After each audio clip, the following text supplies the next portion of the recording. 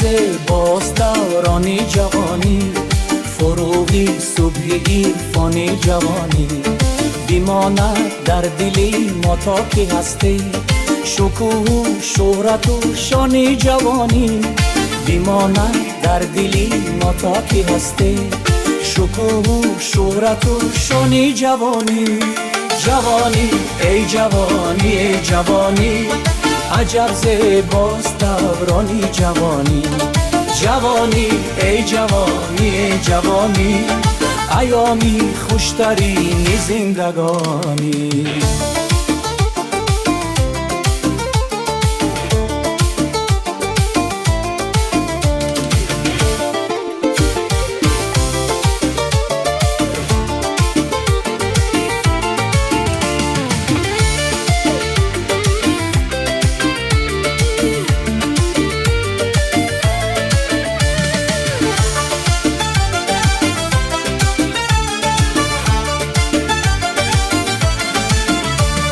جوانی ای جوانی ای جوانی، تو زیبایی و فصل گل فشانی.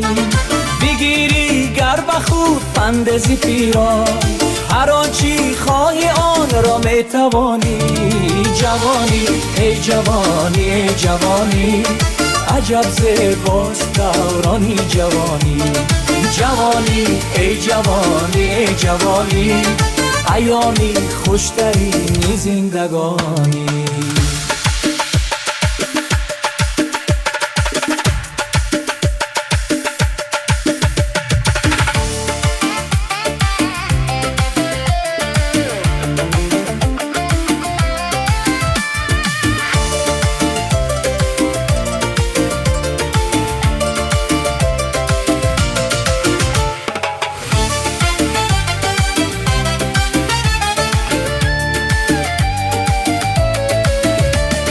جوانان ای جوانان ای جوانان، وطن باشد با ما چون مادری جان.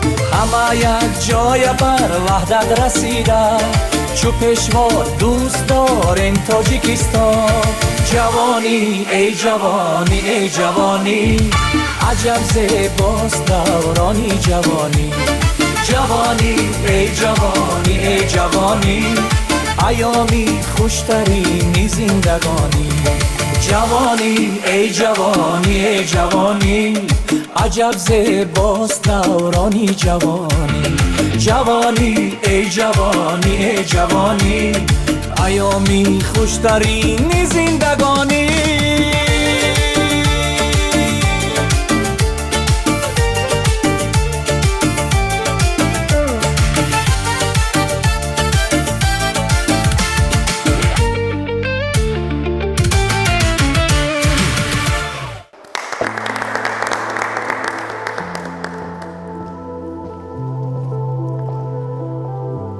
ҷавонон нерӯи пешбарандаи ҷомеа ва ояндаи дурахшони миллатанд. салом бинандаи азиз ва ҳаводорони барномаҳои телевизионии душанбе. барномаи майдони дониш аст ин лаҳза меҳмони хонадони шумо. бахшида ба рӯзи ҷавонони тоҷикистон, барномаи навбатии майдони дониш ҷавонони фаъолро гирди ҳам овардааст, то ин ки онҳо тавонанд сатҳи дониш, ҷаҳонбинӣ ва заковати худро тариқи ин барнома санҷида бошанд. дар ин нашри барнома 4 нафар ҷавон иштирок намуда аз рӯи 11 савол дар самтҳои забон, таърих, биология, математика, ҳуқуқ, химия, адабиёт, география ва забони англисӣ миёни ҳам рақобат мекунанд.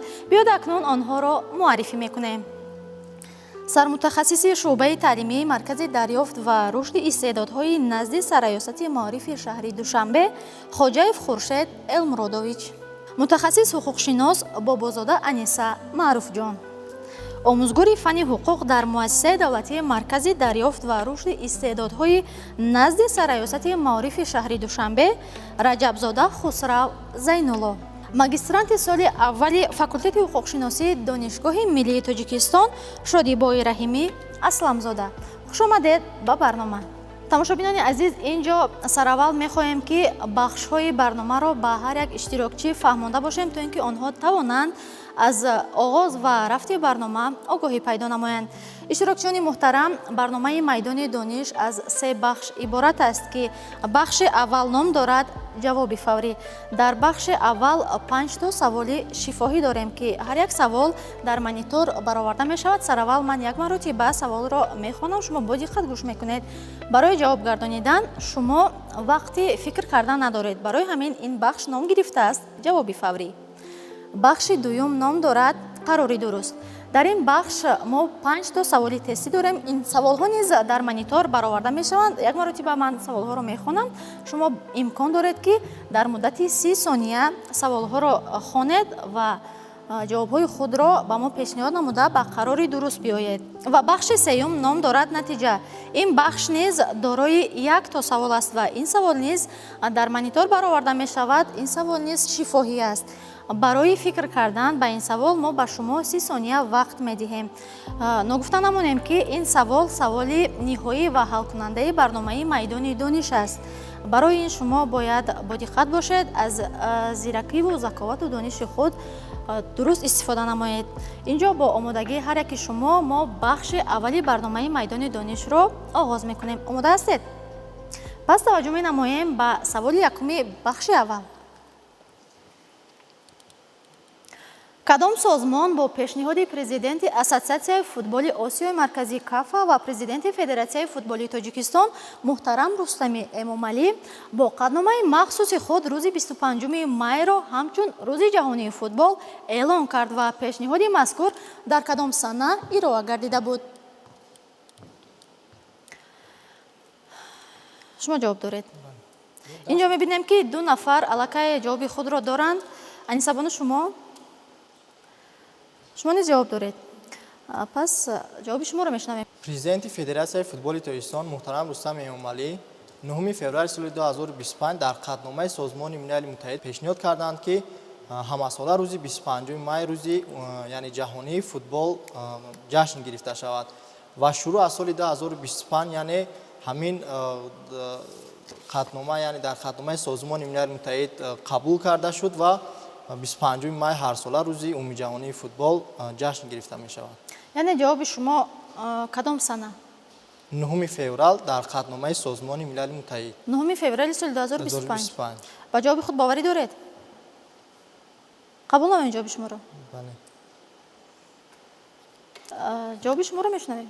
президенти Ассотсиатсияи футболи Осиёи марказӣ КАФА ва президенти Федератсияи футболи Тоҷикистон муҳтарам Рустами Эмомалӣ ҳанӯз бо мақсади амалӣ гардондан ва оммавӣ гардонаи варзиши шинохта яъне футбол бо мақсади оммавӣ гардонии он дар сатҳи ҷаҳонӣ чи дар сатҳи Тоҷикистон ва чи дар сатҳи ҷаҳонӣ санаи 7 феврали соли 2025 бо мақсади оммавӣ гардондан изҳороти махсусе ба номи Созмони ҷаҳонии Созмони Милали Муттаҳид пешниҳод менамоянд ки дар натиҷаи ин изҳороти махсус Ассамблеяи генералии Созмони Милали Муттаҳид қатномае қабул менамояд ки дар асоси ин қатнома ҳама сола санаи 25 май дар тамоми саросари ҷаҳон ҳамчун рӯзи умумиҷаҳонии футбол қайд карда мешавад ва дар кишвари мо низ соли гузашта аввалин маротиба бо иштироки бевоситаи президенти Ассотсиатсияи футболи Осиёи марказӣ КАФА ва президенти Федератсияи футболи Тоҷикистон муҳтарам Рустами Эмомалӣ дар варзишгоҳи марказии Тоҷикистон аввалин маротиба ҷашни умумиҷаҳонии футбол ҷашн гирифта шуд ва мин баъд низ дар назар дошта мешавад бо шукӯҳу шаҳомати хоса бо оммавигардонии ин намуди варзиш дар байни ҷавонон ҷашн гирифта шавад ҳар сол санаи 25 май. ба ҷавоби худ бовар доред? бале. санаи ниҳоӣ ба фикри шумо кадом сана? 7 феврали соли 2025. 7 феврали соли 2025. изҳороти махсус бо қатномаи Ассамблеяи генералӣ пешниҳод карда мешавад ки дар Ассамблеяи генералӣ қатномаи махсус қабул карда шавад ки дар тамоми ҳудуди ҷаҳон имрӯз ҳамчун рӯзи байналмилалии футбол қайд карда шавад ва хушбахтона медонем ки пешниҳоди муҳтарам Рустами Эмомалӣ ин созмони бонуфуз Созмони Милали Муттаҳид дар шакли қатнома аз ҷониби Ассамблеяи генералӣ қабул карда шуд. ташаккури зиёд. анисабону ҷавоби шумо? ба ақидаи ман аз ҷониби Созмони Милали Муттаҳид бо пешниҳоди президенти Ассотсиатсияи футболи Осиёи марказӣ КАФА ва президенти Федератсияи футболи Тоҷикистон муҳтарам Рустами Эмомалӣ бо қатномаи махсуси худ рӯзи 25 майро ҳамчун рӯз ҷаҳонии футбол эълон карданд ва ин қатнома аз ҷониби Созмони Милали Муттаҳид 7 феврали соли 2025 қабул шудааст ва аз он сол инҷониб ҳам дар Тоҷикистон ва ҳам дар ҳудуди ҷаҳон рӯзи 25 май ҳамчун рӯз ҷаҳонии футбол ҷашн гирифта мешавад. шумо ҷавоб доред? Ташаккури зиёд ба шумо. ҷавоби шуморо мешунавем. бахшиш. ҷавоб надоред? пас инҷо баҳри муайян кардани то кадом андоза дурустии ҷавоби се иштирокчӣ менигарем ба монитор ба ҷавоби дуруст. ҷавоб: бо пешниҳоди президенти Федератсияи футболи Тоҷикистон ва Ассотсиатсияи футболи Осиёи марказӣ КАФА муҳтарам Рустами Эмомалӣ санаи 7 майи соли 2024 Маҷмӯаи умумии Созмони Милали Муттаҳид бо қадномаи махсуси худ рӯзи 25 майро ҳамчун рӯзи ҷаҳонии футбол эълон кард. мутаассифона инҷо ҷавоби пешниҳод намудаи ягонтаи шумо ба ҷавоби дурусти монитор мутобиқат накард. хуб, роҳ афтода намешавем, чун дигар саволҳо низ дар пеш аст. Инак менигарем ба монитор то ин ки саволи дуюми бахши аввалро бубинем. қонуни ҷумҳурии Тоҷикистон дар бораи ҷавонон ва сиёсати давлатии ҷавонон кай қабул гардидааст ва мазмуну моҳияти онро шарҳ диҳед. инҷо шодибои ҷавоби худро доранд. аввалин шуда даст боло карданд. Пас ҷавоби шуморо мешунавем. дар ҷумҳурии Тоҷикистон дар замони истиқлолият заминаи асосии қонунгузорие ки муносибатҳоро вобаста ба ҷавонон ва сиёсати давлатии ҷавонон ба танзим медодад, хушбахтона қонуни соҳавии махсус дорем ки ин қонуни ҷумҳурии Тоҷикистон дар бораи ҷавонон ва сиёсати давлатии ҷавонон ном додад ки санаи қабули ин қонун санаи 20 декабри соли 2021 мебошад. ташаккури зиёд. боз ки ҷавоб дорад? шумо низ ҷавоб доред. марҳамат. ман низ ба ақидаи яъне шодибои розӣ ҳастам. қонуни ҷумҳурии Тоҷикистон дар бораи ҷавонон ва сиёсати давлатии ҷавонон 23 декабри соли 2021 қабул карда шудааст. инҷо ҷавоби Анисаро мешунавем. қонуни ҷумҳурии Тоҷикистон дар бораи ҷавонон ва сиёсати давлатии ҷавонон 23 декабри соли 2021 чуноне ки онҳо қайд карданд қабул карда шудааст ва мазмуну муҳтавои он яъне чуноне ки ба мо маълум аст дар ҷумҳурии мо нисбат ба ҷавонон ва сиёсати давлатии онҳо бисёр аҳамияти махсус дода мешавад ва аз ҷониби президенти кишвар бисёр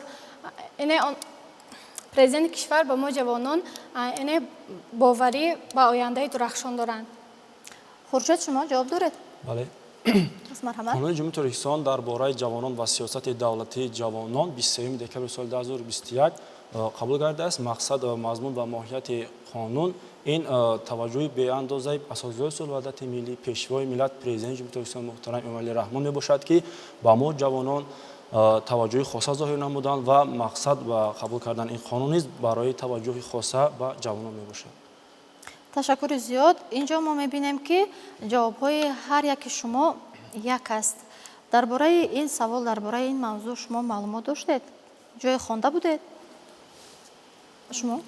барои мо маълумот доштем, агар умуман ки касби асосии мо ҳуқуқшинос аст ва баъзоне ки ҳуқуқшинос аст, мо агар амин заминаи ташаккули қонунгузорӣ дар самти ҷавонон агар назар афканда бароем, умуман ҷумҳурии Тоҷикистон ҳамчун давлати соҳиби истиқлол асосан танзими муносибатҳои ҷавононро ҳанӯз баъд аз 6 моҳи соҳиби истиқлолӣ, яъне 6 моҳе ки соҳиби истиқлолият ба даст овард, пас аз 6 моҳ парламенти кишвар тавонист ки қонуни соҳавии махсус дар самти ҷавонон қабул намояд. ин ҳанӯз яъне моҳи марти соли 1992 буд. баъд аз ин бошад қонун вобаста ба инкишофи давлати Тоҷикистон зиёд шудани самтҳои иҷтимоии иқтисодие ки дар он ҷавонон иштирок менамоянд. соли 2004 ин қонун дар таҳрини нав қабул карда шуд ва хушбахтона бошад пас аз оне ки дар сохторҳои маъмурии ҳукумати ҷумҳурии Тоҷикистон тағйирот ворид карда мешавад ва мақомоти ваколатдоркунанда дар самти ҷавонон ки пештар кумитаи ҷавонон варзиш ва сайёҳӣ назди ҳукумати ҷумҳурии Тоҷикистон ном дошт, баъд аз оне ки кумитаи махсуси алоҳида кумитаи оид ба ардошти сайёҳӣ назди ҳукумати ҷумҳурии Тоҷикистон қабул мегардад, яъне соли 2017 мо боис гаштем ки ин қонуни соҳавии махсусро ба ҳамин мақомот яъне мутобиқат намуда дар таҳрири нав онро 23 декабри соли 2021 қабул намоем. ташаккури зиёд. пас таваҷҷӯҳ намоед ба монитор то ин ки ҷавоби дурустро бубинем.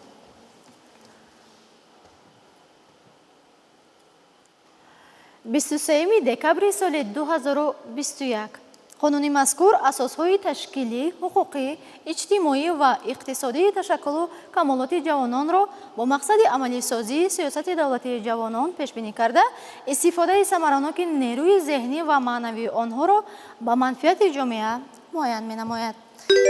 инҷо шумо ҷавоби дурустро ба мо пешниҳод намудед. чӣ тавре ки мо гуфтем, ҳар нафаре ки ба мо ҷавоби дурустро пешниҳод менамояд, дар бахши аввал барои як ҷавоби дуруст мо ба шумо 10 хол тӯҳфа мекунем.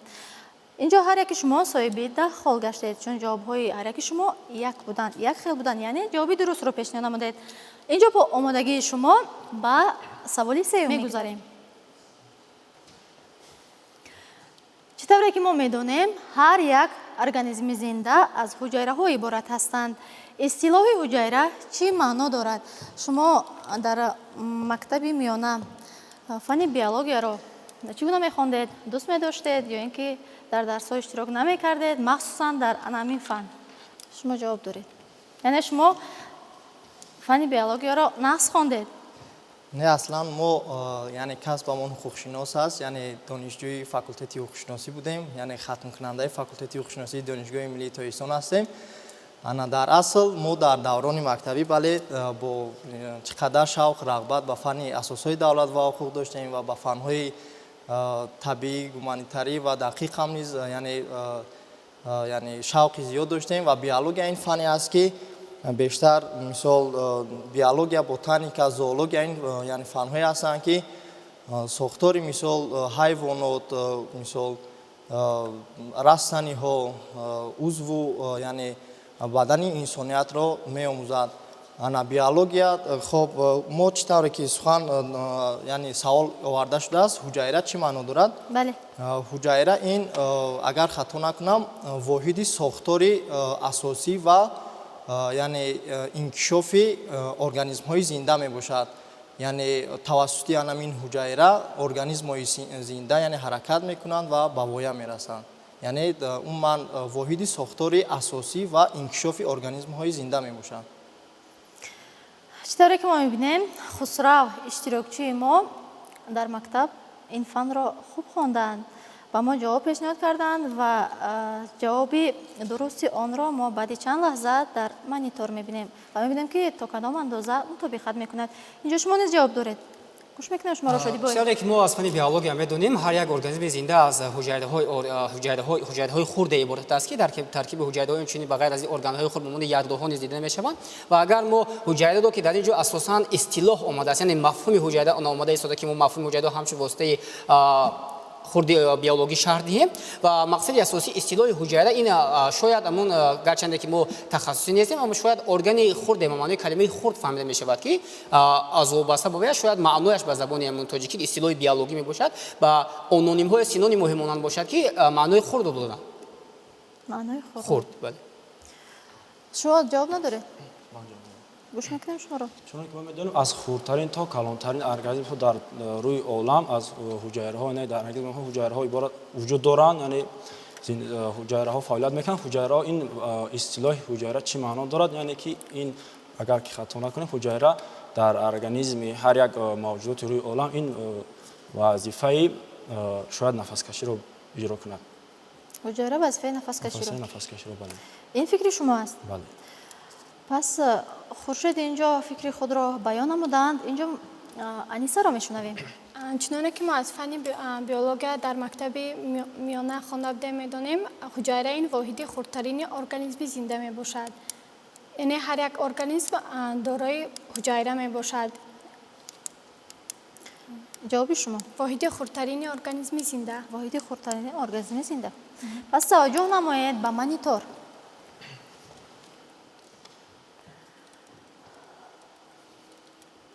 حجره واحد اساسی ساختاری و وظیفوی ارگانیسم زنده می باشد. اینجا ما باید خاطررسان نماییم که در اینجا داور نشسته است و هر یک جواب شما را موافق جواب مانیتور تحلیل نموده بعداً به شما خودگذاری می نمایند. اینجا به داور واگذاری می کنیم که تا کدام اندازه جواب‌های پیشنهاد نموده آنها به جواب درستی مانیتور مطابقت می کند و خالی موافق را به هر یک اشتراکچی میگذارند. آماده هستید سوالی نوبتی را در مانیتور ببینید. با مقصد دستگیری و ترغیب حرکت المپی، دوی المپی به دوی ملی عوض کرده شد. اساسگزار صلح و وحدت ملی، پیشوای ملت، پرزیدنت جمهوری تاجیکستان محترم امامعلی رحمان 2 مرتبه در دوی ملی اشتراک نمودند و اشتراکشان بار اول کدام سنه و سال بود؟ شادی باش ما جواب دارید. اینقدر زود؟ پس جواب شما رو میشنویم. سالش дар фикрам ҳасту санааш асосан камтар. мувофиқи шарти ин савол ҳам сана ҳам сол муҳим аст. шумо бояд ҳам сана ва ҳам солро ба мо бигӯед. пас мешунавем ҷавоби шуморо. бо мақсади дастгирӣ ва тарғиби ҳаракатҳои олимпӣ дар ҷумҳурии Тоҷикистон баъд аз даврони истиқлолият асосан агар хато накунам соли 2009 буд. Соли 2009 муқаррар карда мешуд ки ҳамчун дави миллӣ ҳар якшанбаи 3 моҳи май дар ҳудуди ҷумҳурӣ ҳамчун дави миллӣ эълон карда шавад ки дар ин дави миллӣ мутобиқ ба фармоиши махсуси дастгоҳи ҷудои президенти ҷумҳурии Тоҷикистон тамоми мақомотҳо ва сохторҳои давлатӣ бо ҳайати кадрии онҳо бояд иштирок намоянд ва аз он сабабе ки аз соли 2009 чунин фармоиш баромадааст, шояд ин аввалин дави миллӣ пешвои муаззами миллат шояд дар ҳамин аввали дави миллӣ иштирок карда бошанд ва соли 2009 аст ва санаи дақиқаш аниқ дар ёдам нест, шояд моҳи май аст ё шояд моҳи март аст ки 19 буд. пеш аз моҳи май бояд фармоиш баромада бошад ки ҳар якшанбаи 3 моҳи май ҳамчун дави миллии ҷумҳуриявӣ қайд карда мешавад ва солаш ба фикри мо 2009 аст. ҷавоби ниҳоӣ чун бале ки 2009 моҳи март ё бале моҳи март. мо шоядро қабул карда 2009 моҳи март. 2009 моҳи март. моҳи март. кадом рӯз? 19 моҳи март рӯзаш аниқ намедонам. санаашро намедонед. ташаккури зиёд. дигар иштирокчиён шумо низ ҷавоб доред. марҳамат. агар ки хато накунем вобаста ба соли яъне ҷавонон соли 2017 яъне аз тарафи президенти ҷумҳурии Тоҷикистон соли ҷавонон эълон карда буданд. агар хато накунам моҳи майи соли 2017 ин аввалин маротиба дави миллӣ бо иштироки асосгузори Сӯҳбати ваҳдати миллӣ гузаронида шуданд. ҷавоби шумо моҳи майи соли 2017. ташаккури зиёд. инҷо аниса низ ҷавоб доранд? ҷавоб надоред. мутаассифона. ҷавоби шуморо мешунавем. хуршед ҷавоб доред? Не, ҷавоб надоред ҷавоб. мутаассифона инҷо хуршед ва аниса ҷавоб надоранд ба ин суол. пас инҷо менигарем ба монитор.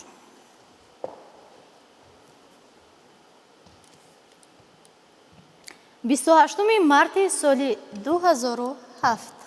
мутаассифона инҷо ҷавоби пешниҳоднамудаи ягонтаи шумо дуруст набаромад. роҳ афтода намегардем.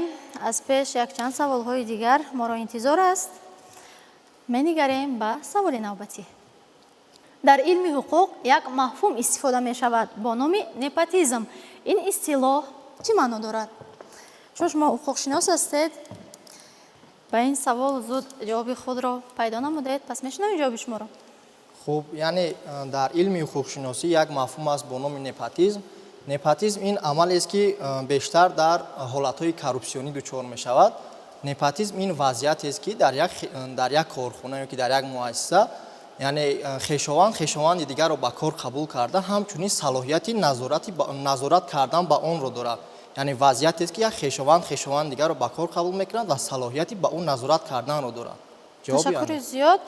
инҷо куҷоаш ҳолати коррупсионӣ дида мешавад? дар куҷо? мисол агар ки дар ягон корхона агар ки ягон роҳбари корхона дар корхонаи худаш мисол хешовандони худро қабул кунад ва ҳамчунин салоҳияти ҳолати коррупсионӣ дида намешавад. немо дар чуне ки дар китобҳои дарсӣ мисол дар китоби ҳуқуқи синфи 10 оварда шудааст. ин дар ҳамун боби алоҳида дар мавзӯи алоҳида бахшида шудааст. дар ҳамун мавзӯи коррупсионӣ дида мешавад. непотизм ҳаст, яъне протексионизм аст. яъне протексионизм бошад ин вазъиятест ки яъне дар ҳамун корхонае ки муассиса ҷураашро ба кор қабул мекунад ва салоҳияти ба он назорат карданро дорад. ташаккури зиёд. шодибои шуморо мешунавем. дар илми ҳуқуқ читавре ки дар монитор гуфта шудааст, илми ҳуқуқ яке аз истилоҳҳое ки вобаста ба коррупсия доданд, мафҳумҳои соҳавии коррупсия ном мебошад. непотизм ва протексионизм мебошад ки непотизм чӣ маъно додад? непотизм ин маъно додад ки ҳолати воқеъ, яъне воқеъ муайянест ки мушаххасест ки дар ин воқеа аз ҷониби корфармо, яъне шахсе ки салоҳияти ба кор қабул кардан додад, аз ҷониби корфармо шахсе ки ба он мақсад нисбати он хешовандии наздик додад, сарфи назар аз қобилияти корӣ ва сарфи назар аз истеъдоди вай ки ба ҳамон кор он мутобиқ аст нест, яъне суистифода аз ваколате ки он дорад, суистифода аз ваколате ки он дорад, вобаста ба ҳамин суистифода аз ваколаташ онро ба кор қабул менамояд. сарфи назар аз он дастурамалҳои вазифавие ки он корхона дорад ки барои қабул кардани ҳамин мутахассис чӣ талаботҳо мавҷуд аст ва дар асоси ҳамон талаботҳо бояд қабул намояд. аммо ин корманд бошад, корфармо аз бона ки робитаи хешовандӣ байни инҳо мавҷуд аст. мақсади коррупсия ба истилоҳи тоҷикӣ суистифода аз ваколатҳои мансабӣ аст. یعنی که در اینجا ما آشکار دیده میتونیم که همون شخصی که کارفرما است از وکالت‌های منصبی خودش استفاده برده همون خویشاوندی نزدیک خودش داد مثلا به سعادت شعبه به وظیفه معاون شعبه یا که دیگران که به همون وظیفه شاید قابلیت استعدادی و شاید قابلیت همون کاری و مطابقت نکنه یا طلبات تحصیلاتی و مطابقت نکنه او وای سوء استفاده از وکالتی که اون دارد اونو به کار تامین می‌نماید که پروتکسیونیسم مثل همین عیناً همین از وابسته استفاده از وکالت منصبی است اما طرحش در اون سوبیکت دیگر است سوبیکت اشتراکی روند مناسبت ها دیگر است یعنی که بجای خویشاوند نزدیک در اینجا دوست و رفیقی که با کارفرما رابطه زیج داره که در نتیجه دوستی رفیقش صرف نظر از که از جانب همون دوست اجرای وکالت هایی که به ذمه هوای گذاشته می شود میبره یا نمیبرد اون رو به این وظیفه تعیین می‌نماید. تشکر زیاد از گفته‌های شما برمی‌آید که این اصطلاح چنین معنا دارد مثلا دو نفری که به کار مراجعت میکنند یک نفرش خویشاوندان یعنی همان راهبر باشد و دیگر نفرش نفری است که بیگانه است و یعنی سوادی آن کس قابلیتی آن کس استعدادی آن کس موافقت میکند به همان وظیفه ولی راهبریت این کس را نیو خودی همون خویش تباری خودشان را به کار میگیرند. گفته‌های شما همین چیز رو معنی داد میکنند. اینجا میشنویم جواب انیسا و خورشید رو. من نیز با آنها هم فکرم با خورشید و شادیبا هم فکرم. اینجا در برنامه میدان دانش چنین شرط است که اگر اشتراکچی بگوید که من نیز به جواب دیگر اشتراکچی هم فکر هستم راضی هستم ما قبول کردن نمیتوانیم. شما باید فکری خودتون را داشته باشید جوابی خودتون را داشته باشید.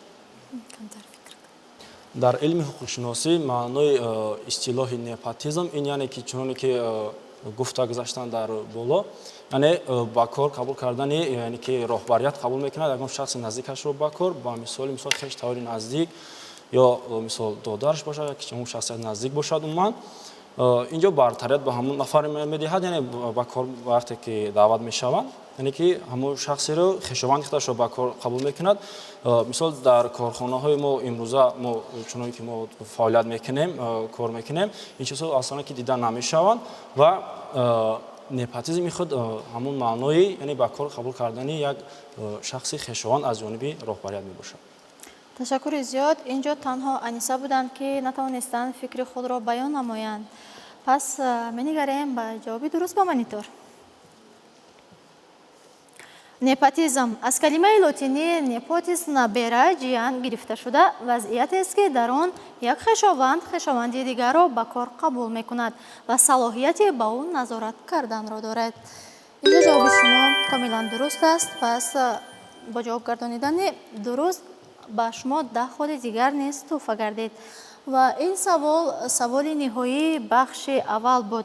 اینجا از داور خواهش میکنیم که خالهای شما را بشمارند. ما با آمادگی هر یک شما بخش دوم میدان دانش را آغاز میکنیم. چیزی که گفتیم این بخش 5 تا سوال تستی دارد و می‌نگریم به مانیتور تا اینکه سوال اول را ببینیم. قرار درست نامگذاری گردیده است بخش دوم ما.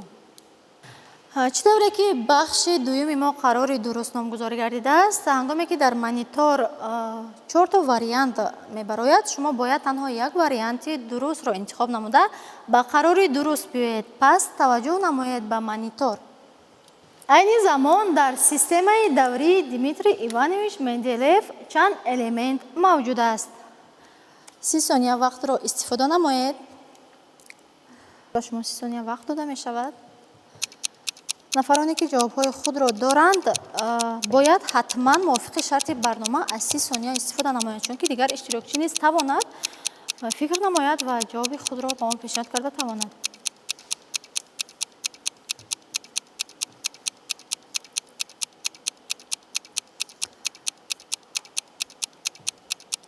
البته 5 ثانیه دیگر ماند.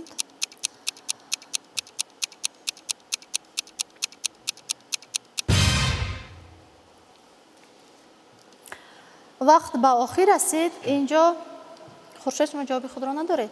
3 نفر جواب دارند. شما نیز جواب دارید. اینجا انیسا اول شده میخوان جواب خود را با ما پیشنهاد نمایند. پس ما میشنویم. این زمان در سیستم دوره دیمیتری ایوانویچ مندلیف 118 الیمنت موجود است. بندشه شما 118. بندشه ما. چرا ما از 118 یگان معلومات داشتید شاید این هم فن شیمیا. این هم نشان میدهد که شما فن شیمیا را نخواندید. دوست می‌داشتید؟ بله. در هر یک درس اشتراک می‌کردید؟ پس اینجا ما جوابی خورشید رو میشنویم. чуноне ки мо аз давраи мактабхонӣ медонем дар системаи давраи менделев айни замон 118 элемент мавҷуд аст 118 جوابی شما نیست 118 شما شدی بای؟ читавре ки аз он ки системаи асосии Дмитрий Иванович Менделев системае ки дар он элементҳои химиявӣ мавҷуд аст асосан аз элементҳои химиявӣ дар замони муосир бошад аз 118 элементи химиявӣ иборат аст аммо гарчанде ки он то 118 шудан чандин маротиба тағйироту иловаҳо шудагӣ ҳастад ва асосан замони ҳозир амалкунандаи системаи 118 буда мақсади асосии он баъд аз оне ки якчанд элементҳои химиявӣ баъд аз вафоти Дмитрий Иванович Менделев пайдо мешаванд ва ин элементҳои химиявӣ ба номи олимони маҳшури ҳамун замон номгузошта мешавад ва дигар элементҳои химиявӣ агар хунда кунам ба монанди лантаноидҳо ва актиноидҳо ки ихтироъ карда мешаванд бо ворид кардани ҳамин элементҳои химиявӣ ки барои системаи химиявӣ элементҳои Дмитрий Иванович Менделев хеле лозим аст шумори ниҳоии онҳо ба 118 мерасад ки имрӯз бошад барои муайян кардани гузарондани реаксияҳои химиявӣ ва ҷараёнҳои химиявӣ хеле фоидаи назаррас дорад. تشکری زیاد جواب شما نیست 118 شما бале дар яъне системаи даврии Дмитрий Иванович Менделев дар умум 118 элементи химиявӣ мавҷуд аст 118 бале اینجا جواب‌های همه شما 118 المنت خیمیایی یعنی نشان می‌دهد که شما با هم دیگر هم فکر هستید و این فن رو در مکتب خوب خواندید معلومات دارید ببینیم که تا کدام اندازه جواب شما درست است توجه نمایید به مانیتور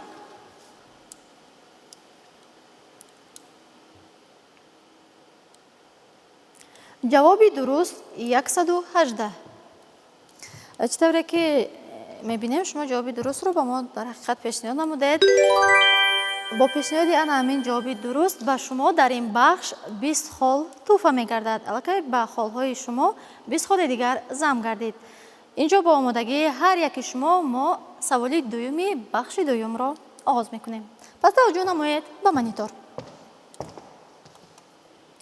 اولین مجموعه شعرهایی که استاد میرزا ترسونزاده تهیه نمودند چی نام داشت؟ از ثانیه استفاده نمایید و جوابی درست را با ما پیشنهاد نمایید.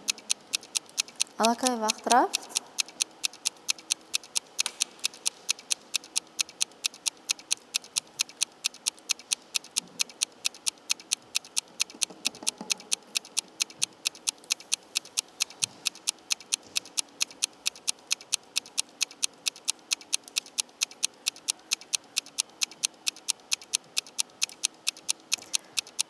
بیست و هشت وقت و انجام رسید اینجا کی جواب خود را دارد پیشنهاد میکند شادیبای شما میشنویم мирзо дусунзода яке аз шоир ва мутафаккирони асосии адабиёти тоҷик ба ҳисоб меравад ки вақте ки дар инҷо маҷмӯи шеърҳо омада ист агар мо вобаста ба фаъолияти шоир назар рафт канем аз замоне ки шоир ҳамчун намояндаи халқиятҳои сулҳ дар байни осиёи марказӣ буд дар замони иттиҳоди шӯравӣ яъне дар байни дигар мамлакатҳо ҳамчун намояндаи пешбарандаи сулҳ буд дар замони яке аз вазифаи ҷамъиятии фаъолияти мирзо турсунзода маҳз ҳамин буд аз ҳамин сабаб ки шояд баъд аз оне ки иттиҳоди ҷамоҳирии шӯравии социалистӣ дар ҷанг бар зидди германияи фашистӣ ғалаба менамояд шояд бахшида ба ғалаба намудан ба ин ҷанг ашъори шеъриашонро маҷмӯи шеърияшонро яке аз маҷмӯи шеърияшон аввалинашро бо номи байрақи зафар ном гузошта бошанд байрақи зафар ба ҷавоби худ бовар доред чун инҷо дигар вариантҳо низ ҳастанд метавонед ки ҷавоби худро иваз вобаста ба фаъолияте ки мирзо турсунзода дар замони иттиҳоди ҷамоҳирии шӯравии социалистӣ мебурданд дар ҳамон замон хулоса кардем ки шояд байрақи зафар бошад байрақи зафар яъне мутмаинед инҷо мешунавем ҷавоби хусравро бале ман бар ақидаи шодибой яъне розӣ ҳастам чунки мирзо турсунзода яъне чуноне ки гуфта гузаштанд яке аз мутафаккирон ва шоирони барҷастаи илми тоҷик ба шумор мераванд ва ба ақидаи ман ҳам яке аз аввалин маҷмӯаи шеърҳои мирзо турсунзода ин байрақи зафар мебошад шумо дар бораи худи ҳамин байрақи зафар ягон маълумот доред ё танҳо бо фикри шодибой дар даврони мактабӣ яъне дидаем яъне дар ҳамун адабиёт ки вақте дар мавзӯи устод мирзо турсунзода сухан меравад вобаста ба соли таваллуд вобаста ба яъне ашъори мирзо турсунзода сухан меравад яъне дар он ҷо хато накунам агар хонда гузаштаем ки аввалин яъне маҷмӯаи ҳамин шеърҳояш ин байрақи зафар мебошад. ташаккури зиёд. аниса шумо ҷавоб доред? гӯш мекунед ҷавобш? Турсунзода яке аз шоирон ва мутафаккири бузурги барҷастаи мо мебошанд, чуноне ки асосгузори сулҳу ваҳдати миллӣ, пешвои миллат муҳтарам Эмомалӣ Раҳмон дар асари худ чеҳраҳои мондагор оварданд. Дар бораи Садриддин Айнӣ ва Мирзо Турсунзода чунин қайд карданд ки мо ба ин ду нафар ба он хотир унвони қаҳрамони Тоҷикистонро додем ки онҳо тавонистанд, яъне на танҳо онҳо тавонистанд бо қалами худ яъне қаҳрамониҳо бар зидди ҳамон онҳое ки мухолифи ватан буданд нишон диҳанд ва аз он кас бисёр достонҳояшон рости гап аз ёд карданд ва яке аз шоирони дӯстдоштаи ман ҳам гӯям хато накунам ва аввалин маҷмӯаи он кас байрақи зафар мебошад. читаре ки шумо гуфтед шеърҳои Мирзо Турсунзодаро зиёд аз худ намудаед, метавонед ки инҷо танҳо 4 мисраашро ба мо қироат намоед?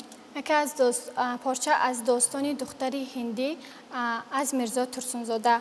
духтари ҳиндӣ адолатхоҳ шуд, аз баду неки ҷаҳон огоҳ шуд, ҷустуҷӯ мекард он инсофро, осмони софи кӯҳу қофро, олами аз шӯру ғавғо покро, рӯҳпарвар тозаву тар хокро, дӯстиро чеҳраҳои бозро, бомдоди рӯзи некоғозро, чашми ақли худ ба олам чун кушод, аз ҷафобинӣ ба дод омад ба дод, рӯи он мисли гули пажмурда шуд, дар даруни сина дил афшурда шуд, рӯз аз рӯз об мешуд мисли мом, ғам ба ӯ мекард чун оташ ҳуҷум, чун ба дар мебаст чашми интизор, ёд мекард аз суханҳои тагор, ҳар қадар занҷир гардад тангтар, то ба вақти кашмакаш норад дигар, худ ба худ мехонд банди моҳтарам, оби ганга ошиқи хокистарам, кӯҳи сабр акнун чу вулқон гашта буд, чашми дарёи хурӯшон гашта буд, чанд бибиро ба хун оғӯшта дид, дар муқобил душманонро кушта дид. ташаккури зиёд. читаре ки гуфтед, шумо дар ҳақиқат мисраҳои шеърии устод Мирзо Турсунзодаро зиёд дӯст медоштед. шумо инҷо танҳо аз шумо хостем ки 4 мисра қироат намоед. ташаккури зиёд. бори дигар инҷо мешунавем ҷавоби Хуршедро. яъне ки инҷа савол ба мен омадааст ки аввалин маҷмӯаи шеърҳое ки устод Мирзо Турсунзода таҳия намуданд чӣ ном дошт? ин шеъре ки устод аввалин шеъре ки таҳия намуданд ин байрақи зафар мебошад. ба чӣ хотир ман ин вариантро пешниҳод менамоям? чунки аз китобҳои дарси таърих ки мо медонем, дар тамоми набардҳое ки сар мезаданд, яъне ки ҳар як нафаре ки дар он давлат зиндагӣ мекард, умр ба сар мебурд, нақши муассири худро мебозид ва дар ин ҷо нақши асосии шоирон ва хусус Мирзо Турсунзода, тамоми шоирон дар баробари Мирзо Турсунзода, яъне бо қалам ҷангидан буд. инҳо бо қалам меҷангиданд, яъне ки бо нависондани шеърҳои гӯем ки дилбардоркунанда, дилбедоркунанда, умуман бо нависани шеърҳои худ шавқу ваи ҷанговаронро баланд мебардоштанд, то ин ки дар ин ҷангҳо пирӯз оянд ва варианти пешниҳоднамудаи ман низ ин байрақи зафар мебошад. ташаккури зиёд ба шумо низ. инҷо ҳар яки шумо як вариантро интихоб намудед, байрақи зафар, яъне варианти аро. пас таваҷҷӯҳ намоед ба ҷавоб дар монитор. ҷавоби дуруст байрақи зафар. инҷо шуморо табрик мекунем, чун бо пешниҳод намудани ҷавоби дуруст боз соҳиби 20 холии дигар гардидед, мувофиқи шартии барнома. таваҷҷӯҳ намоед ба монитор то ин ки саволи навбатиро, яъне саволи сеюми бахши дуюмро бубинем. даври гардиши замин дар гирди офтоб тахминан чӣ қадар аст? аз вақт аз сонияҳо истифода намоед, то ин ки дигарон низ тавонанд фикри худро хулоса карда ҷавоби худро пешниҳод намоянд.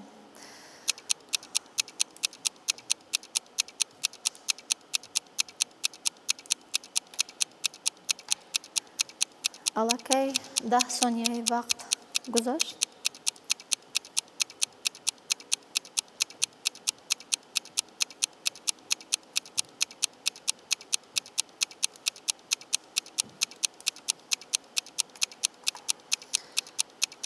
вақт аллакай ба анҷом расид. акнун шумо метавонед ҷавобҳои худро ба мо пешниҳод намоед. اینجا انیسه اول شده میخوان جواب خود را با ما پیشنهاد کنند. دوره میشنوید؟ گردش زمین در گرد آفتاب تخمینا 365 شبانه روز یعنی یک سال را تشکیل می‌دهد و آن این زمین در گرد خود باشد در 24 ساعت یک مرتبه گردش می‌کند. جواب شما واریانتی که 365 365 روز. دیگر جواب خود را عوض نمیکنید؟ نه. شاید فکرتون را عوض کنید؟ بعدا قبول نمیکنید؟ باوری دارید؟ اینجا میشنویم جواب خسرو را. чуноне ки гуфта гузаштем дар даврони яъне хонанда будан ба илми мисол илмҳои дақиқ шавқу рағбати зиёде доштам ва новобаста аз касби ҳуқуқшиносиам низ дар даврони донишҷӯӣ иштирокчии озмуни ҷумҳуриявии илм-фуруғи маърифат будам ва яъне фанни географияро бисёр дӯст медоштам ва ба ҳамин хотир яъне ҷавоби ман низ яъне даври гардиши замин дар гирди офтоб 365 шабона рӯз мебошад дар як сол. яъне дар як рӯз бошад 24 соат яъне офтоб дар гирди замин давр мезанад. ташаккури зиёд. инҷо шуморо мешунавем. мувофиқи гуфтаи олимони фанни география даври гардиши замин дар гирди офтоб тахминан чӣ қадар аст? яъне замин дар гирди меҳвари худ дар як сол 365 шабона рӯз яъне ки давр мезанад ва ин варианти пешниҳоднамудаи ман низ 365 шабона рӯз мебошад. шумо низ анамин вариантро интихоб кардед. чун маълумот доштед? мутолиа карда будед? аз даврони кӯдакӣ аз даврони хурдсолӣ яъне ки вақте ки шавқу шӯри ба ҳамин фанни география ба ҳамин вай доштам аз ҳамин сабаб якам вариантро пешниҳод намудам. ташаккури зиёд. ҷавоби шодибойро мешунавем.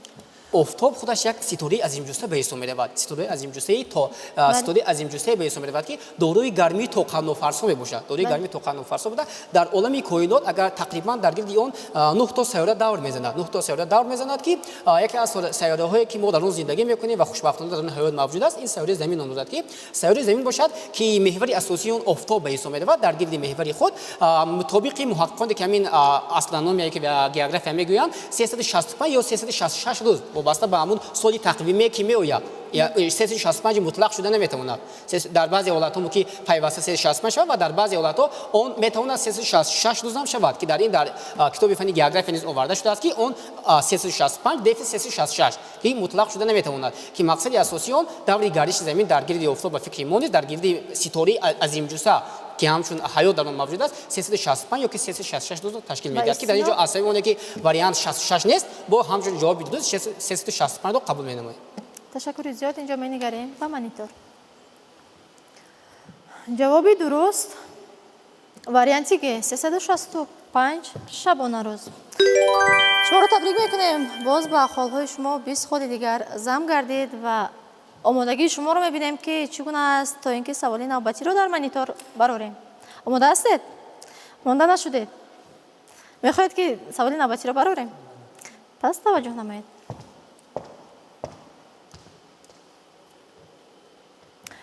баҳрнаварде ки роҳи баҳриро ба ҳиндустон кушодааст ки аст? ки буд? лутфан аз сониҳо истифода намоед. шумо хусрав.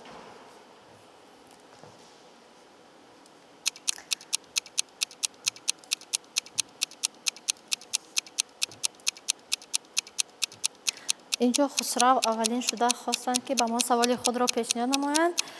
мувофиқи шарти барнома мо дигар иштирокчиёнро низ ба назар гирифтем то ин ки онҳо тавонанд фикрҳои худро хулоса намоянд, ба мо пешниҳод кунанд.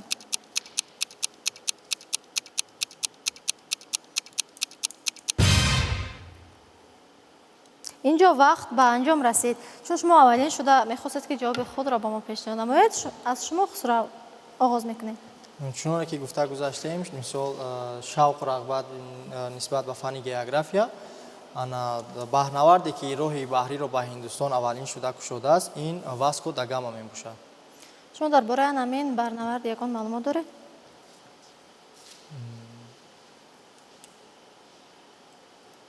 ё танҳо худи номашон дар хотиратон мондааст? маълумот дорам айнан ва ё дуруст нодуруст буданаш каме дар шубҳа аст.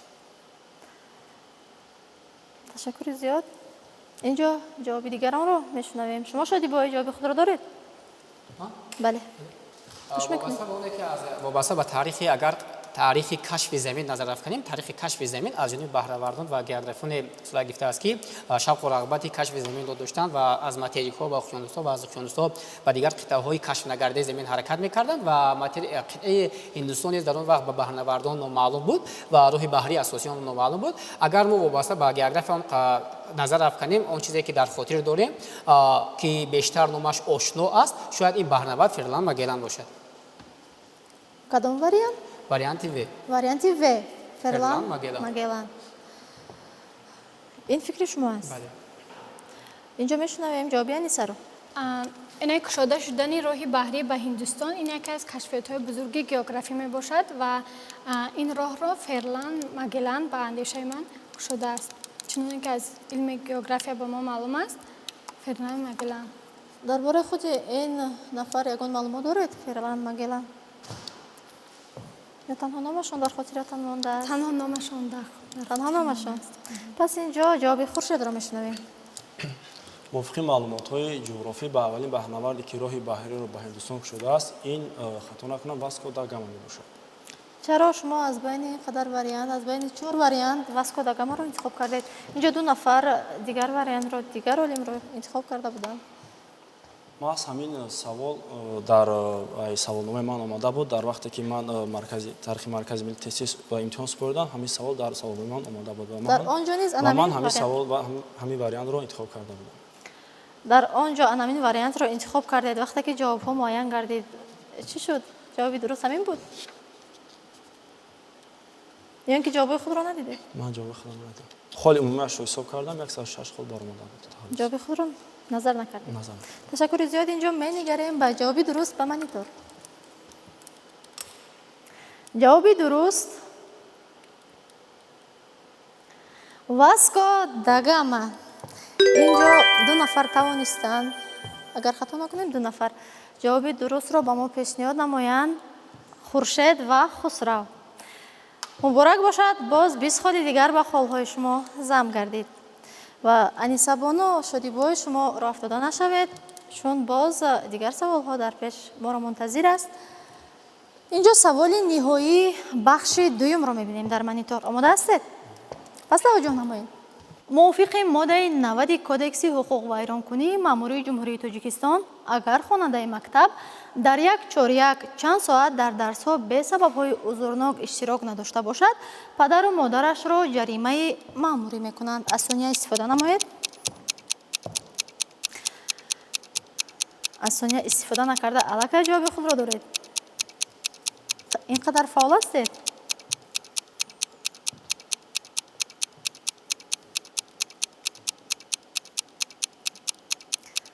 وقت الکی 20 ثانیه‌اش به انجام رسید.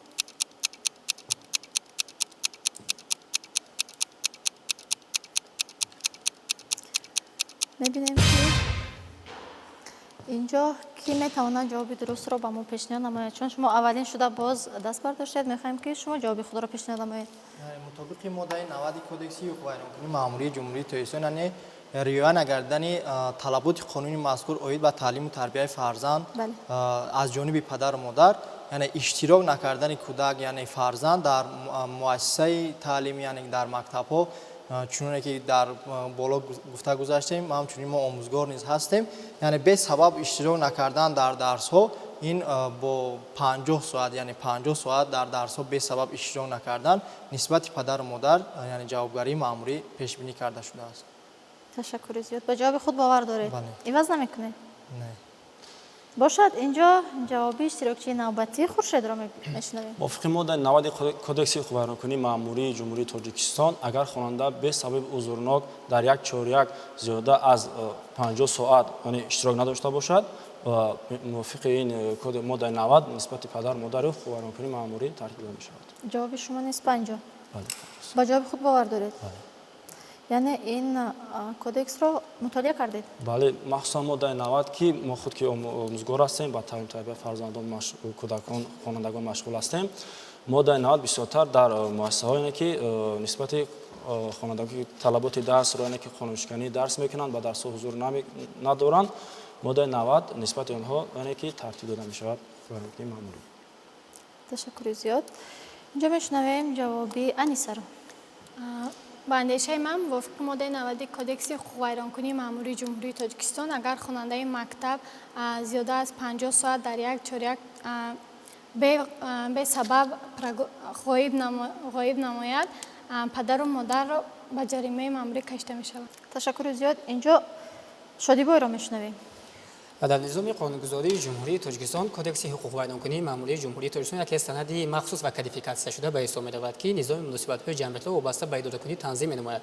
ва вақте ки оид ба ин масъала мо овардем хонандаи мактаб дар дарсҳои идора намояд, ин яке аз муносибатҳои вобаста ба идоракунии ҷомеа ба ҳисоб меравад ки асос мақсади танзими он дар кодекси ҳуқуқвайронкунии маъмурӣ пешбинӣ карда шудааст. дар моддаи 90 кодекси ҳуқуқвайронкунии маъмурӣ ин пеш аз ҳама ном додад масъулияти падару модар дар таълиму тарбияи фарзанд ки ном додад ки дар ин асосан бори аввал яъне ки дар бори аввал дар як чоряке ки миқдори 4 моҳро дар бар мегирад, дар як давраи таҳсил ки 4 моҳро дар бар мегирад, агар фарзанди ҳамон падару модар бесабаб дар дарсҳо иштирок нанамояд ва ғоибият дошта бошад ба миқдори 50 соат то 50 соат меъёри минималӣ мегӯяд ва мо бояд қайд кунем ки ин бори аввал дар назар дошта мешавад. ҷаримаи маъмурие ки дар ин ҷо гуфтагиай, ҷаримаи маъмурӣ то 50 соат бори аввал ҳастанд ба моҳе ки ҷарима мешаванд ва дигар бо маротиба бо ҳамин такрор мешавад ва дар он ҷо бошад бандобасти муайян намудани ҷаримаи маъмурӣ фарқ мекунад ки мо ҷо бояд қайд кунем ки дар бори аввал танҳо 50 соат метавонад ки нозидоти минтақавӣ оид ба кор бо ноболиғони шуъбаи вазорати корҳои дохилӣ дар ноҳияи мазкур нисбати падару модари хонандаи муайян ҷаримаи маъмурӣ татбиқ намоянд. нозидоти минтақавӣ ҳамон маҳаллаи муайян. агар дар ҳолате ки бори дуюм такрор шавад, агар дар ҳолате ки бори дуюм такрор шавад, ҷаримаи маъмурӣ мутобиқи нишондиҳандаҳои кодекси ҳуқуқвайронкунии маъмурӣ бештар мегардад ва агар ҳолатҳое ки хафнокӣ ба ҷамъият зиёдтар шавад, мо метавонем ин кирдоре ки нисбати падару модар беэҳтиромие ки оиди таълиму тарбияи фарзанд мекунад бефарқиятӣ, дар ин ҳолат вақте ки ҳамун ҳаракаташ ба ҷамъият хафнокиаш нисбати ҳолатҳое ки мо ҳозир гуфтем хафноктар шавад, мо дигар нисбати он муайян намудани ҷаримаи маъмурӣ намешавад. мо ҳозир метавонем ки бандобасти ин ҳолатро ҳамчун кирдорҳое ки барои ҷамъият хафнок ҳастанд тибқи талаботи кодекси ҷиноятии ҷумҳурии Тоҷикистон бандобаст намоем. ташаккури зиёд. инҷо менигарем ба монитор.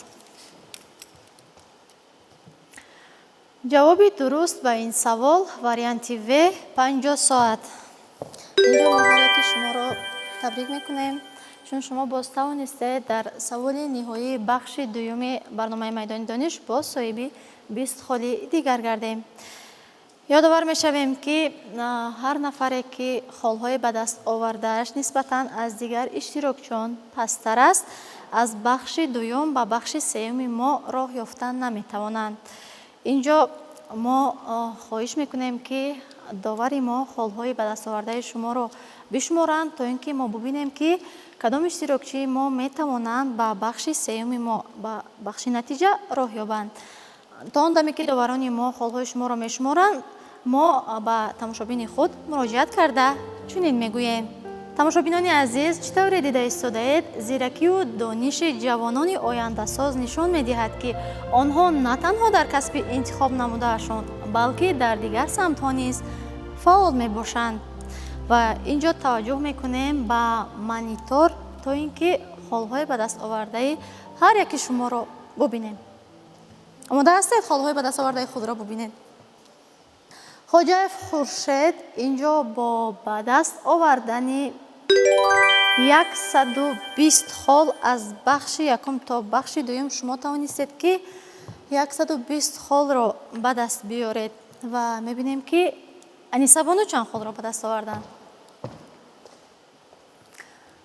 бобозода Аниса аз бахши якум то бахши дуюм тавонистанд 100 холро ба даст биёранд. шуморо табрик мекунем. тавонистед 100 холро ба даст биёред, кӯшиш кардед. мебинем ки дигар иштирокчӣ Хусрав чанд холро ба даст оварданд. раҷабзода Хусрав аз бахши якум то бахши дуюм тавонистанд 130 холро ба даст биёранд. ин ҷо иштирокчӣ дигари мо Шодибой бо ба даст овардани Шодибои Раҳимӣ бо ба даст овардани 110 хол тавонистанд маҳорати худро, истеъдоди худро, дониши худро нишон диҳанд, 110 холро соҳиб гарданд. инҷо нафароне ки холҳояшон нисбатан кам аст, бо гирифтани сертификати худ метавонанд ки саҳнаро тарк кунанд, чун нафароне ки холҳояшон нисбатан зиёдтар аст, бояд мо онҳоро ба даври сеюм гузаронем ва саволи навбатиро пешниҳод намоем. Аз ҷониби муассисаи давлатии телевизиони Душанбе баҳри иштирок дар барномаи майдони дониш ва фаъолияти шумо санҷиши донишу зиракии худ шумо бо сертификат қадрдонӣ мегардед. чун инҷо бобозода Аниса 100 холро ба даст овард ва Шодибой Раҳимӣ бошад 110 холро ба даст оварданд, натавонистанд ба даври сеюми мо роҳ ёбанд. инҷо Аниса ва Шодибойро баҳри гирифтани сертификати худ даъват мекунем. марҳамат. Аниса.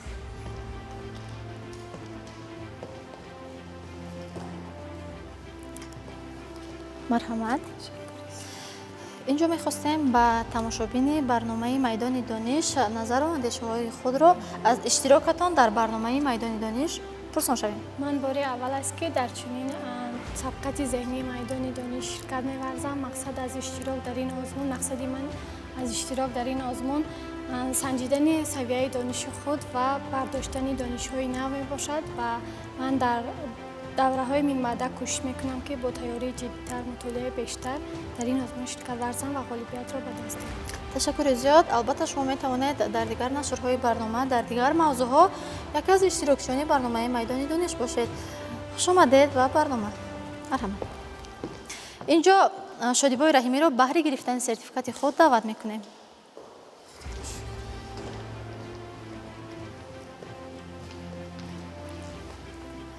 марҳамат. чӣ гуфтаниҳо доред?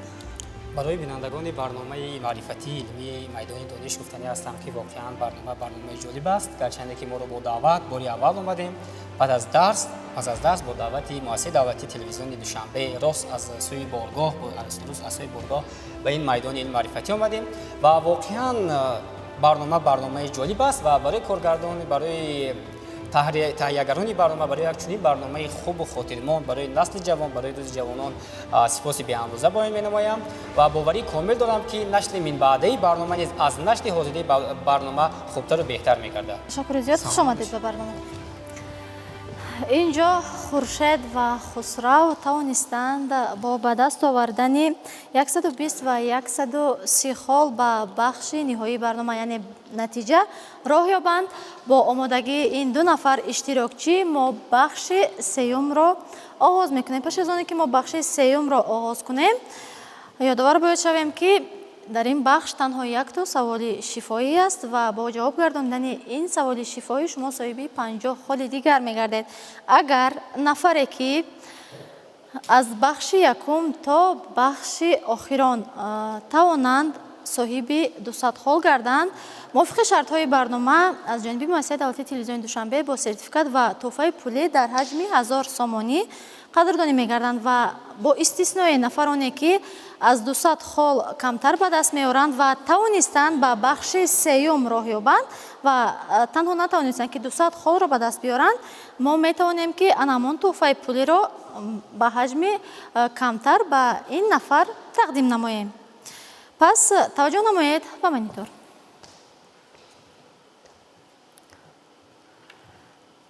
ҷумлаи мазкурро бо забони англисӣ тарҷума кунед. барои ман хизмат ба ватан ва халқи худ шарафи бузург аст. шумо забони англисиро чӣ гуна хондед, аз худ кардед? дар кадом сатҳ забони англисии шумо? ягон маълумот доред? метавонед ки ин ҷумларо тарҷума кунед? мо ба шумо дар назди шумо коғази сафед гузоштем, бо ручка метавонед ки аз ин коғаз истифода карда фикрҳои худро баён карда ин ҷумларо тарҷума кунед. марҳамат, аз вақт низ истифода кунед.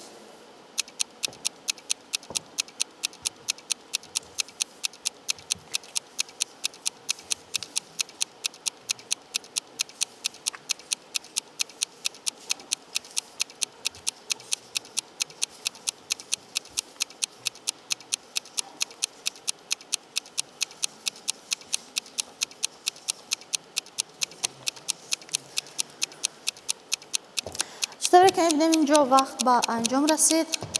شما توانستید که در مدت 30 ثانیه این جمله را به زبان انگلیسی ترجمه کنید. امکانیت شد؟ از بودش بر اومدید. میتونید که جمله خود را پیشنهاد کنید.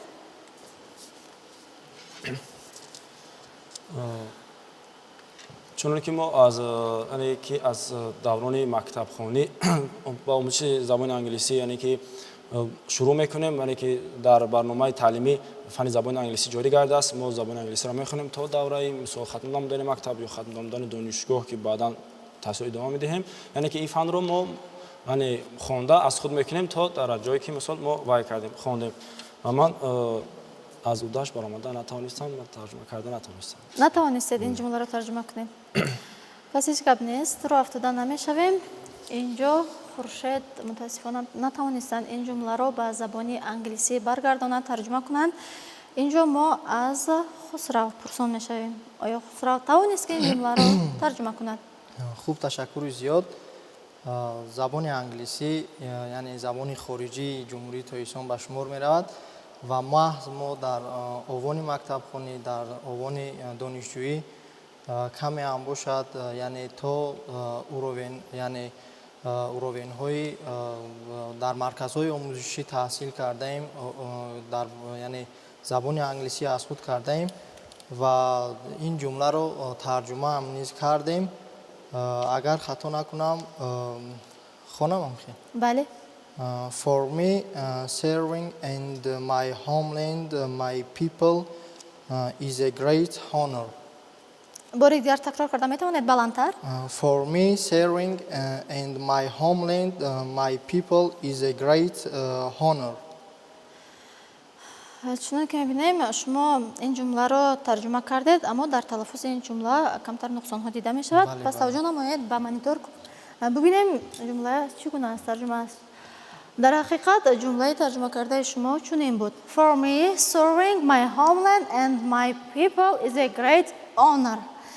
شما توانستید این جمله را ترجمه کنید اما تلفظش را یکمی با نقصان تلفظ کرده. شما را تبریک میگویم، شما توانستید که با به دست آوردن 180 خال اینجا از دیگر اشتراکچیان پیش صف باشید. چون اینجا ما گفته بودیم که در این بخش به شما 50 خال دیگر زمین نماییم در حالتی که شما جواب درست را به ما پیشنهاد نمایید. پس در خالهای شما به خالهای شما 20 خال دیگر نمیرسد. برای غالب پوره و غالب مطلق گردیدن در میدان دانش، چون که ما گفتیم اگر شما نتوانید صاحب 200 خال گردید، ما باز میتوانیم که سرتیفیکات و تحفه پولی رو در حجم اندکی خردتر به شما پیشنهاد نماییم. اینجا خورشید را با به دست آوردن 120 خال از بخش یکم تا بخش دوم برای گرفتن سرتیفیکات خود به صحنه دعوت میکنیم. مرحمت. خورشید، چون که شما از بخش یکم تا بخش سیوم خیلی فعال بودید، کوشش میکردید که به هر یک سوال ما جواب درست را پیشنهاد نمایید، اما نتوانستید که سوال نهایی را جواب درستش را به ما پیشنهاد نمایید، یعنی جمله زبان تاجیکی را به زبان انگلیسی ترجمه کرده برگردانید. ما را افتاده نمیشویم. آموختن زبانهای خارجی برای هر یک جوان شرط و ضرور است. امیدواریم که در دیگر بخش‌های برنامه یک از اشتراکچیان برنامه ما گشته موفق می‌گردید. اینجا سرتیفیکاتی خورشید را می‌سپاریم.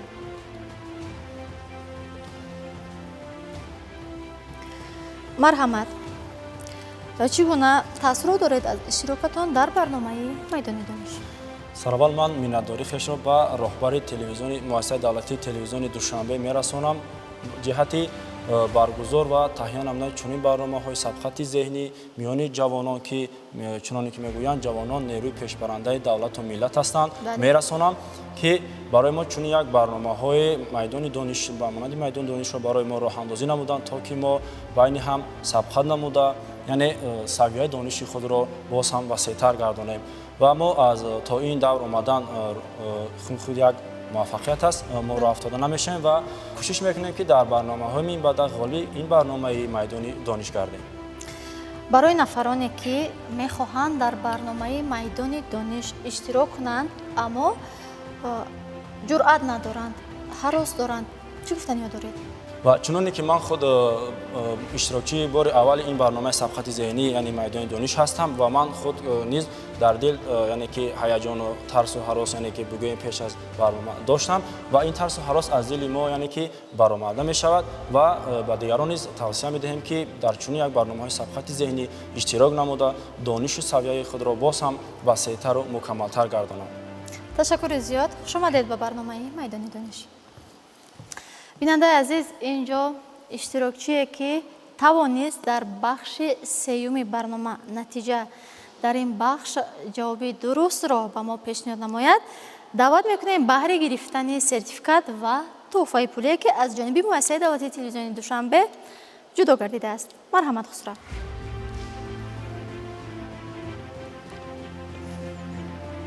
сертификати хусравро инҷо акнун ба ин кас тӯҳфа мекунем. ин сертификати шумо, марҳамат. ва инҷо анамон тӯҳфае ки баҳри шумо баҳри иштирокатон ва фаъолие ки нишон додед қадрдонӣ мегардед. инҷо мехостем андешаҳои шуморо аз иштирокатон дар барномаи майдони дониш пурсон гардем. сараввало миннатдории худро ба асосгузори сулҳ ваҳдати миллӣ, пешвои миллат, президенти ҷумҳурии Тоҷикистон муҳтарам Эмомалӣ Раҳмон мерасонам ки маҳз бо дастгирии пайвастаи давлату ҳукумат барои мо ҷавонон чунин озмунҳо, чунин яъне рушди малака ва иштироки ҷавонон дар ҳаёти ҷамъиятӣ яъне муқаррар карда шудааст ва ҳамчунин ташаккури бевоситаи худро ва сипоси бепоёни худро ба роҳбарияти муассисаи давлатии телевизиони Душанбе ва ба таҳиягарони муассисаи мазкур мерасонам ки барои мо ҷавонон маҳз чунин барномаи телевизиони майдони донишро таҳия карданд. ташаккури зиёд. хуш омадед ба барномаи майдони дониш. ташаккури зиёд. тамошобинони азиз, барномаи имрӯзаи майдони дониш бори дигар собит сохт ки ҷавонони тоҷик дорои ҷаҳонбинии васеъ, дониши муосир ва тафаккури баланд мебошанд. иштирокчиёни мо аз рӯи фанҳои гуногун дониши худро санҷида нишон доданд ки омӯзиш ва донишу маърифат калиди муваффақият аст. боиси ифтихор аст ки ҷавонони имрӯз метавонанд бо донишу заковати волои худ дар рушди ҷомеа ва пешрафти тоҷикистони азиз саҳми арзанда гузоранд. барномаи майдони донишро тӯли ин лаҳзаҳо бахшида ба рӯзи ҷавонони тоҷикистон манзури шумо гардонидем. то барномаҳои дигар хайр, саломату сарбаланд бимонед.